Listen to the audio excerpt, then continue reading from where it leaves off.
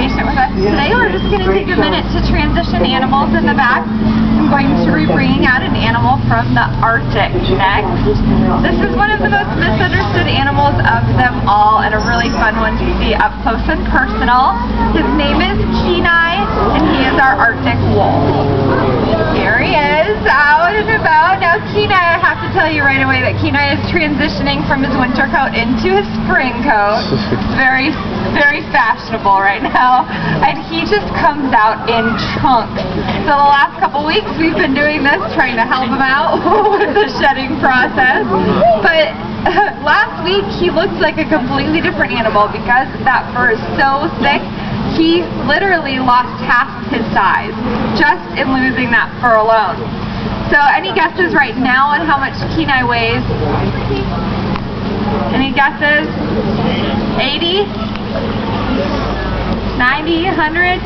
70? 120? No. Kenai actually is 86 pounds. You're very, very close. And right now that's really easy to tell, but if you are to come back and visit us, or if you've seen Kenai before, when he does have that really thick winter coat, he truly does look like twice the size. Now he still is a pretty big wolf, very long-legged. Now if these guys, if you can imagine him being 86 pounds, Arctic wolves can get up to 170 pounds. Imagine how big that would be if he's 86 pounds. Very cool animals. Of course, in the Arctic he has to blend in with his surroundings, hence the white coloration. But there is one really cool part on the back of his tail. Now Kenai likes to look at you guys just as much as you like to look at him. I'm sure you'll see that. See that black spot on the back of his tail back there? As he's walking around, make sure you check that out. That is what we call a follow me spot. And because all of these wolves are white and they oftentimes travel in a blizzard, they can lose track of one another. So they have this black spot at the back of their tail so that they can see the wolf in front of them. Pretty cool. These are very smart animals. A lot of times Kenai does get to go for walks around the zoo every day, which is really fun for us and of course fun for him. It gives him different scents and smells. And just like your dogs at home, when he finds something stinky, what does he do? Rolls in it. That's right. Now you can thank the wolves for this, for your dogs at home doing it. And your dogs may have lost sight on why this is important, but the wolves definitely know. Although Kenai might blow off my scent roll today.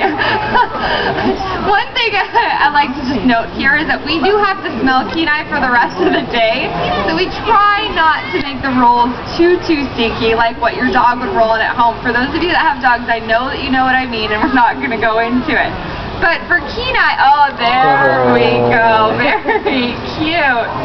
Now, the only thing Kenai would be able to, well, I guess there's let me back up a second. There's two reasons why they do this. One of the reasons is that they have very large territories that they have to patrol on a daily basis in order to hunt to provide for their pack. Now, if they find something interesting, like this, he could roll on it, take it back to the rest of the pack, and then they could decide whether it's worth expending the energy to go and retrieve. This one might win. I'm not sure, though. Now, more importantly, this is where the term wolf in sheep's clothing comes from. The wolves roll on something, typically something dead and typically a prey item. Really gross, but they roll on it right before they go hunting so that they smell like the prey item instead of like themselves. It's actually pretty genius. Sorry, I tried to catch it. So they will roll on it and then go hunting, and then they have a lot more success with their hunting than they would otherwise.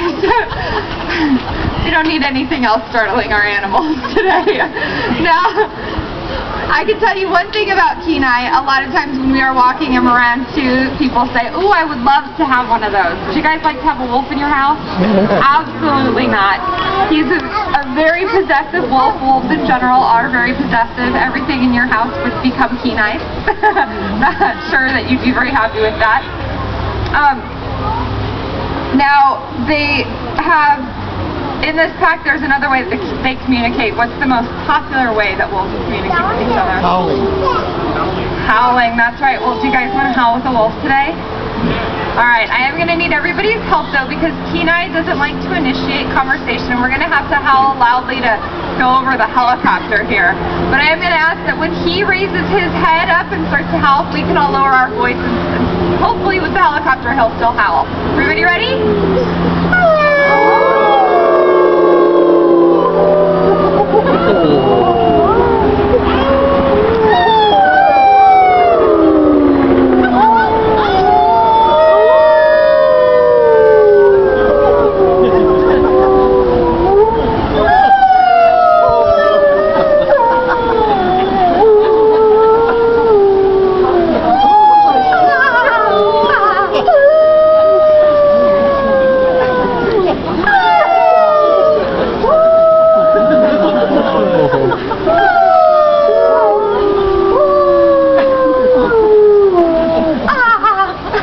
He's like, okay, I'm done. He had a lot to say today, though. Give him a hand, and you guys a hand as well. Whoever the Chihuahua was, I really appreciate it. It really gets him going. Now, if only we knew what he was saying. One cool thing about their howling is that they howl in discord, which means that he listens to all of us first, picks a different tone, and howls on that.